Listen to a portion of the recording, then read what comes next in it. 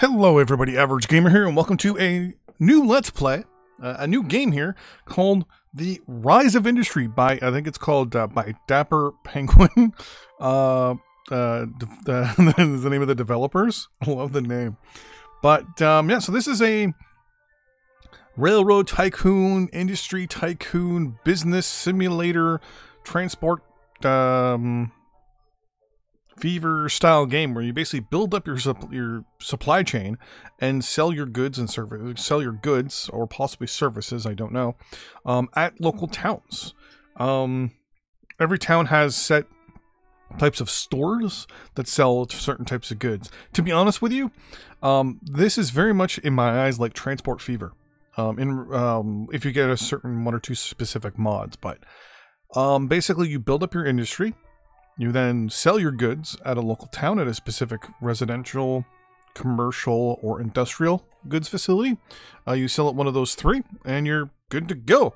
What we're going to do, because I've only played about, I don't know, 10 minutes, 20 minutes of this thing, and I played in the sandbox where there was no money and things like that. I totally couldn't figure out how to play. So what we're going to do today, we're going to go for, I don't know, about maybe 40 minutes or so. But what we're going to do is today is we're going to go through the tutorial, however long the tutorial is going to be.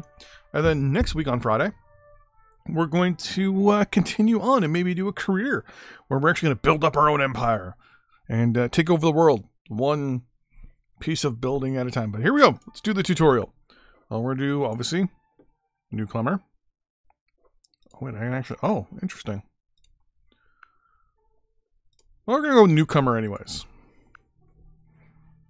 I will admit, I do like the graphic style. It's got this, like, small bit / paper feel to it. Like, everything looks like it's been made out of, like, a paper and, like, folded and all that stuff. I really like it. So here we go. Let's move this to a better spot here. Welcome to the Rise of Industry, a game about testing your entrepreneur skills. Here are some instructions to give you a head start. Number one, first let's learn how to move around and use the camera. Use the keyboard and mouse to pan, zoom, and rotate. So if we do WASD, oh that right bumper. Whoa! Let's zoom out a little bit here. Oh, we can't zoom in and out. Q and E to rotate. Oh, I like how it goes on a almost like a 90. Use scroll wheel or page up, page down. That's good to know. Hold shift while using WASD or the right mouse button to speed up your camera. So shift. Oh, interesting. I like that. Or right click. So we don't need that any faster. If your door pillow gets in the way, you can simply by hovering it. Yeah, I've already moved it though. So, man, let's put that back. To build anything in Rise of Industry, you need to buy a permit for a settlement town. From a settlement town center or a regional office for that region. Open Chipwick Town Center.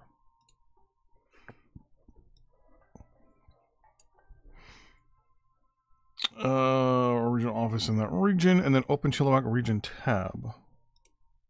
Okay. The logistical permit allows for the building or demolishing of roads, as well as the construction of logistic buildings like trade depots or warehouses. Okay. So the types of resources in this area are fish, sand, water, and wood. So obviously, if we were going to be doing something here, we would be doing probably some sort of lumberjacking. A full building permit allows you to build and demolish anything you want in the region. You will need to buy one of this for the tutorial. Buy a full build permit. Boom. It's going to cost us, wow, $445,000. Where's our money in this game? Oh, it's right down here. Wow. I can't pause, so... when we start building, we will need to be careful. Placing buildings too close to settlement will cause a loss of influence.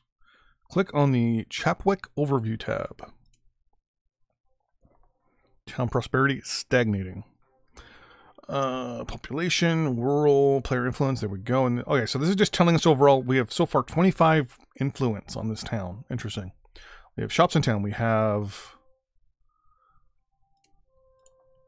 whatever that is, and there's apparently a wholesaler. I'm assuming wholesalers or something. Hardware store, wholesaler, and a market. All right, so that's probably saying there's a market. That is probably a hardware store, and then wholesaler is that. That's good. I think wholesaler does, well, actually, I didn't realize that there was different goods being sold. Influence is a reputation within a settlement.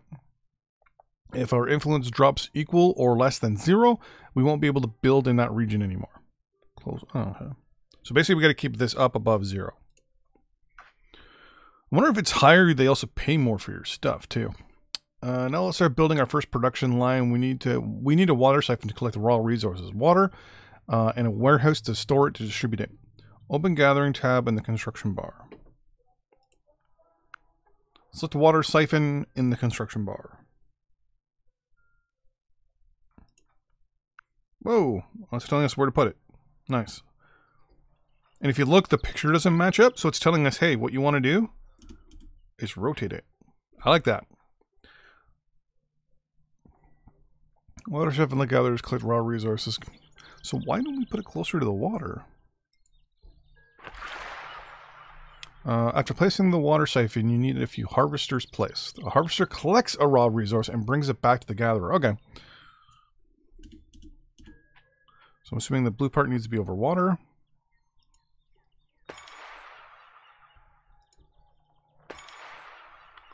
Close the gatherer. Okay. Now we need to place roads to get the water to the water siphon. Roads are the only way trucks move across the map. Place the road by clicking and dragging on the map. Okay. Oh, I don't like that. Oh, yeah, we got railroad as well.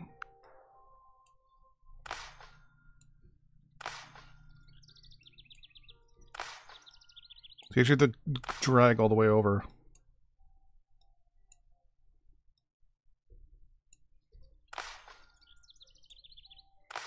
I don't like that. That didn't seem right. Close the panel. So now we're going to have trucks. I'm assuming it's these trucks here are going to drive here with water. And this is going to store our water. Water siphon is fully operational. We now need a place for the water to go. Let's put down the warehouse. Sorry, that warehouse we mentioned before. Open logistics tab. Click on warehouse in logistics bar. Warehouse acts as a hub for a small area of the map.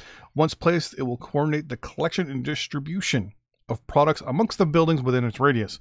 Click on the warehouse logistics tab and place it over here. Now, I don't know if that's going this way.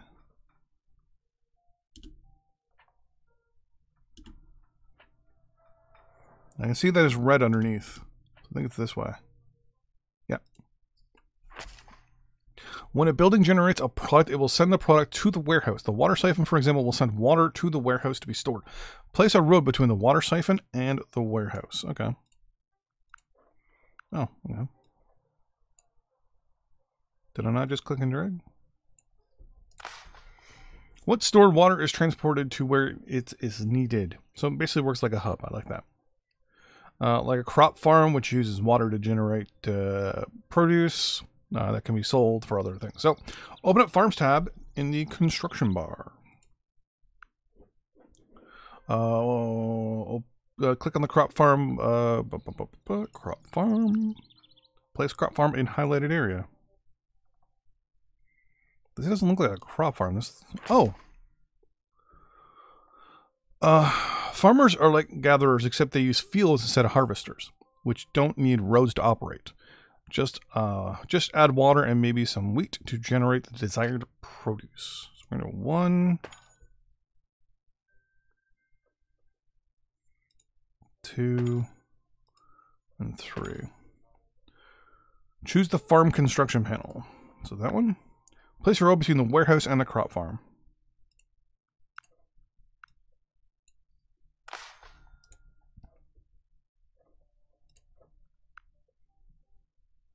Our crop farm is ready to produce something. Let us set its production to vegetables. Vegetables. Congratulations, you now have a working vegetable production line, but we are not done yet. Sometimes we want to fine-tune our production lines. For that, we use manual mode. Click on the water siphon. Open the Destinations tab. Click on Auto button to turn on auto mode. In manual mode, we forego using a warehouse and send products directly to where we feel they're needed most. For example, we can send water right from the water siphon to the crop farm. Interesting. Basically, they just go from here to here. Choose destination. Farmers. Crop farm. No, while they're setting a destination, we only see buildings that we set to choose product farm and destination on the top of the big choice. After setting a destination, we can choose how many products can be stored there. This affects all buildings targeting the same destination. Interesting. So I think this is the truck that came from there. Plus minus 2.5. Close water siphon panel. Congratulations, you completed part 1 of the tutorial. Next, you will learn about the rise of industry, economy, and tech tree. Oh, that just like closes it right out. Okay.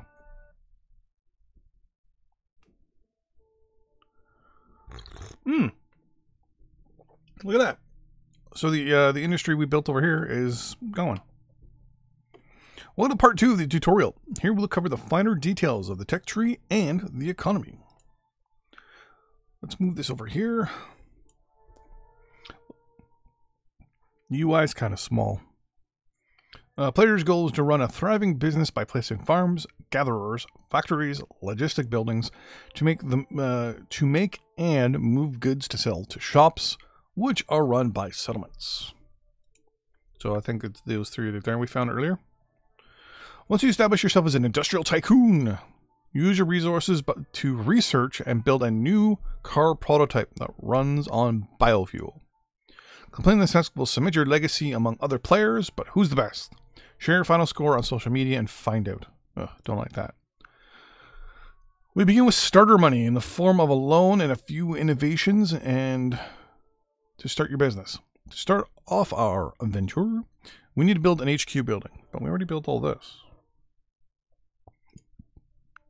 Oh. Place the HQ building grants a free build permit. Once placed, the HQ cannot be moved, so choose wisely. Place the HQ in the highlighted area. The HQ model also reflects the success of your business by changing the architecture of the building to something that better suits your style. For a little cash, of course. So I'm assuming you can actually change what it looks like. The HQ building also handles the tech tree and loans. Both are powerful tools to advance our business, but first we must cover the tech tree. Click on HQ building panel. Click on Research tab. Click on Open Research Tree. The tech tree is a series of unlocks that represent either an innovation that will help your business run smoother or a product that will help you sell higher products or higher profits. The tree is broken into smaller trees, each representing a different industry. Within each tree, there are unlocks connected to each other and arranged into rows. Interesting. I can see, like, you probably like find grapes, yeah. And then grapes probably like in drinks bring like, you know, wine or something like that. If there's like hops or whatever. Yeah, booze is probably in drinks. Bag of chips, potatoes, bag of chips, nice. Looks like everything's unlocked. The trees broken into smaller trees that represent, yeah, we already went over that. A product will build upon another product from the previous row to add more complex costs. The profit, the further you go down the tech tree. So basically, pies make us way more money than just berries and wheat. We can do waffles and berries at the same time. Here we go, a waffling along the fleece of green. Here we go, a waffling. Never mind. We start a few we start with a few unlocks. Using them, we can customize our our initial strategy and determine the direction of our business. For this tutorial, let's research pizza. Yeah. Best food ever. So vegetables, wheat, and flour. That's not the type of pizza I like. So dough. We have to do cows. I'm not doing a veggie pizza. Tooltip will display the product where it's made, its components, as well as the total cost and consuming it. So total cost of 1.8 million. It would theoretically take 540 days. Or it even shows there, which is cool. Shows us how much we're actually willing to invest monthly. I just clicked it outside my window. Very nice. There we go. To unlock something, make sure you do the research. It's prerequisite. First, the exception are raw resources, which can be unlocked by default. So basically the first line. Just all take a few days.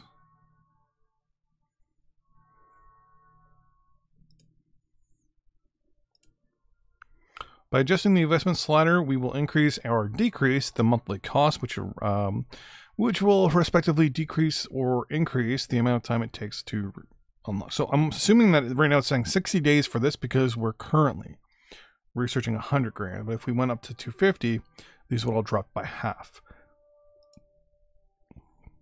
Yeah, 24 days now. Every building except gatherers and HQ buildings is locked at the beginning of the game. We need to research at least one recipe from a farm or factory to unlock that building. Okay.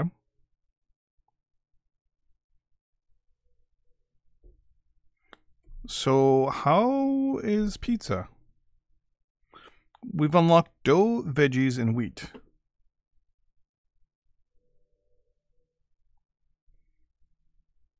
Liquor. Like here, I'm not seeing anything associated with like food production. Like there's food production here, but there's no pizza.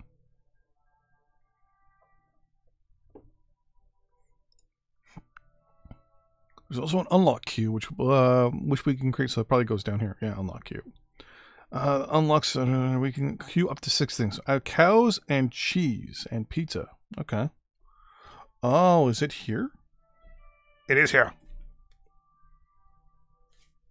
So we go cows, cheese, pizza. So we're going to unlock this, then this, then this, then this. Okay. Close the tech tree. Now let's talk about loans. Loans are the sums of money that money lent to you from a settlement to be paid back monthly. A certain capital is a loan from the home region. So, in this case, from Chipwick. Click Take Out a Loan to browse the available loans. So I'm assuming this is any loan, like this blank. Take Out Loan. Chipwick, Canning, and Newton. You've set up 3 loans at a time, including your starting and bankruptcy loans. To take one out, you can open your HQ to pick a settlement, the amount, and the duration. Select the first one.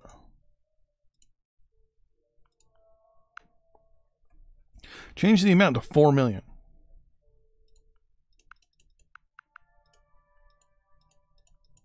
Okay. Change the duration to 24 months. Wow, 22.5% interest. I like how it also tells you how much it's going to cost you per month, though. I like that. If you make enough money, you have the option to pay off the loan by clicking the Pay Off icon in the HQ Building Loans tab. Makes sense. So it'll take us 24 months, and we're repaying it. And that's how much we have currently. Interesting. Okay. Now we need to pay off that loan. Let's sell our vegetables we have been producing for a profit. We need to place a road and set the destination for our vegetables. Haha. So we've been producing a whole bunch of food over here. I like how it's showing you the progress bar of dough. We need to pay off that loan, so place a road from the warehouse to the state road. which I'm assuming is this here. Whoa. Okay, that's not where I was gonna put a road, but okay. I would have put it like this way and then this way, but...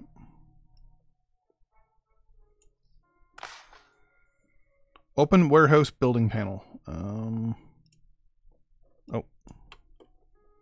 Warehouse. From warehouses or buildings in manual mode, we can sell to either a shop, in a settlement, or to a state. Each has its pros and cons. Let's begin with state. Click the plus button. Click the vegetables as product.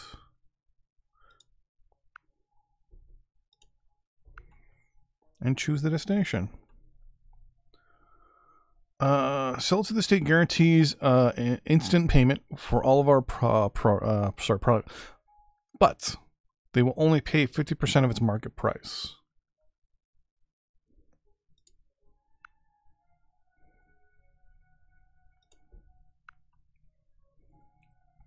Let's switch the destination to something more profitable. Settlement shops. They'll pay full price, but we'll store our products until they're ready to use them. Click on the state south. Click on commercial. Choose the closest farmer's market, which is 34 tiles. Close the warehouse building panel. So states guarantee you 50% on the dollar. Well, I'm assuming these places will only give you money if they can sell it. Let's switch the destination to something more profitable. Yep, we did that. Oh, and then we're going to click the farmer's market.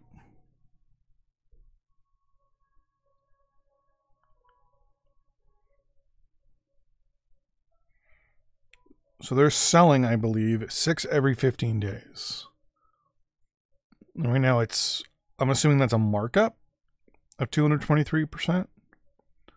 So we're getting 25,000 per one. Summits will set their demand for a product based on the type of product, their population, how quickly that product is made. If enough products are sent to a settlement, its population will grow. Population growth increases demand, and after certain milestones, the settlement will add more shops. Interesting. And there's our veggies right there. So if I do the math right, we're going to make almost 100 grand for every 6.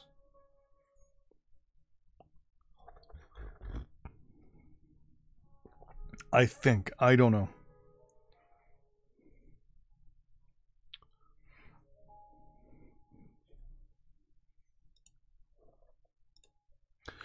When a settlement adds a shop, it provides more opportunities to make a profit from different production lines. That makes sense. The exception to this rule is wholesalers. These shops collect products produced by the settlement for you to buy at double the market price. Ow! If you want to buy a product from a wholesaler, all you'll have to do is select the product and the destination, blah, blah, blah, blah. Okay.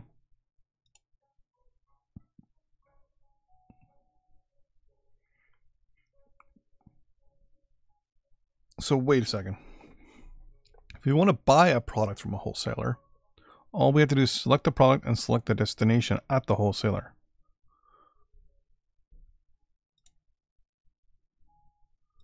Oh, so here we're buying water for our farm.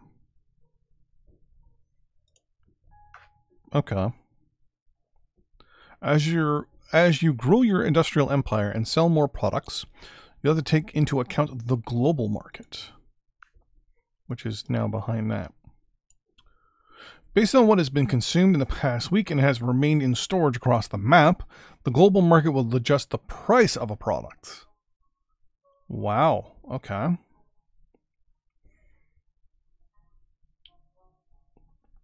So I'm assuming because we're both buying and consuming water, that's why the price is going up.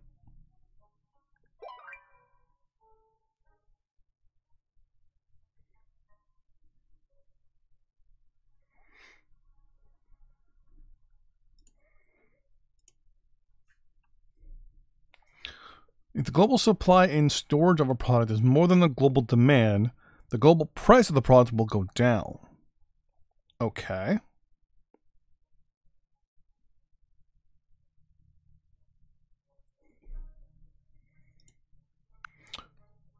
If the reverse is true, then the global market will rise. Will raise the price of a product. So, wait. Yeah, if supply is greater than storage, price goes down. If storage is, if supply is greater than storage. Wait. No, sorry. Basically, if more people want it, the price goes up. If less people want it, the price goes down. That was kind of worded a little differently. Balancing demand with supply in the global market is key to maximizing profits at all times. Is that propane? Yeah, it's gas. Hey. A tool that can be used to help make the most money on this is the production panel. It displays information about buildings and the products they help fine-tune production lines. Whoa. The buildings panels display each building you have built, how efficient it is, and its cost to operate. The product panel shows all products made, the amounts produced, and the product sales. So right now, we're producing water. We're producing 6 units of water. I believe it's currently at a 98%. Well, we're not selling it, but if we sold it, we'd make a 98% on it. Oh, now it's 100%.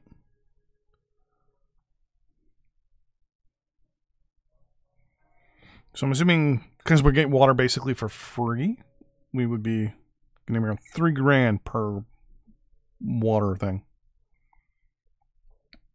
If we go to farms, which we can't yet because it's locked out.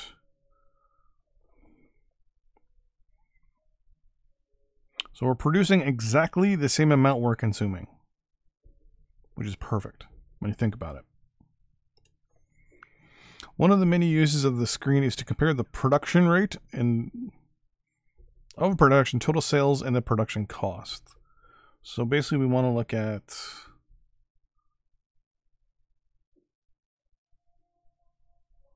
okay, well, why don't you let me go to a spot where it shows us that, like farms would be good. Because that would be able to tell me how much we're... See, it should say current market value.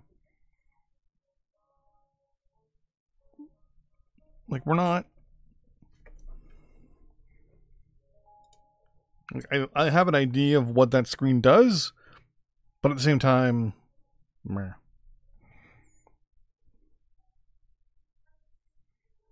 A bit of a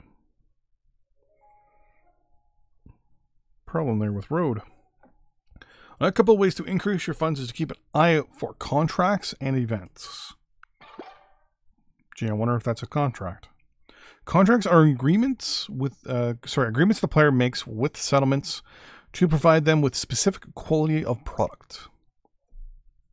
Quantity of product. Settlements make offers based on what recipes the player has unlocked. Well, that's good. One offer the player has the option to either accept, reject, or close the panel to pass on it for the moment, or for now. If accepted, the player has limited time to finish the contract or suffer a penalty. So deliver 9 vegetables to Chapwick. That should not be a hard thing to do. Unless I way to take out a loan or something like that for it. To see what contracts you accept, look for the contract negotiations in the main screen. Open the contracts tab in the HQ building. Click on HQ. Click on contracts. Boom. We have 269 days to deliver 9 vegetables. We can have, it looks like, a maximum of 3 contracts. From here, we can review tasks to complete all our contracts and the penalties are failing to do so. Well, it doesn't say there's a penalty. Destination, reward. Time remaining. If it said penalty there, then that would make sense, but there's no penalty.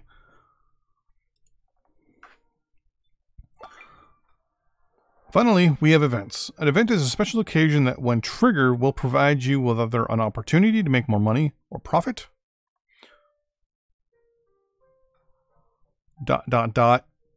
Or probably...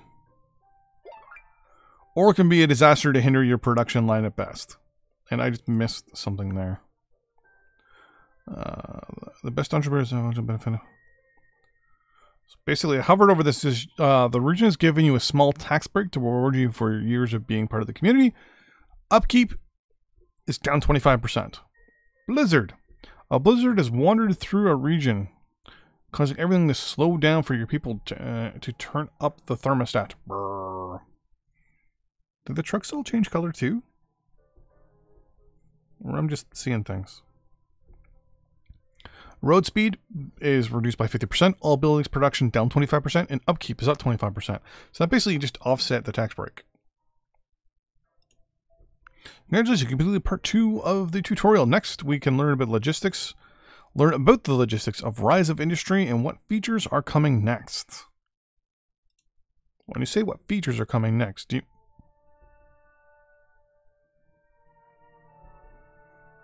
Oh, part 2. Know the basics of what you need to go into detail on R&D and production lines.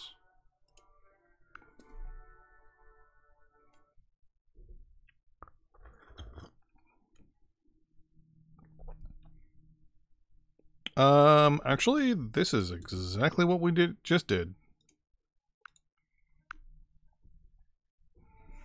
Okay. So was that it? That was the tutorial. Okay. So in the next episode, what we're going to do is start a career. We're going to go through the whole difficulty tech tree thing and try it out and see what we can do. So anyways, thanks for watching, everybody, and I will see you in the next episode. Bye-bye.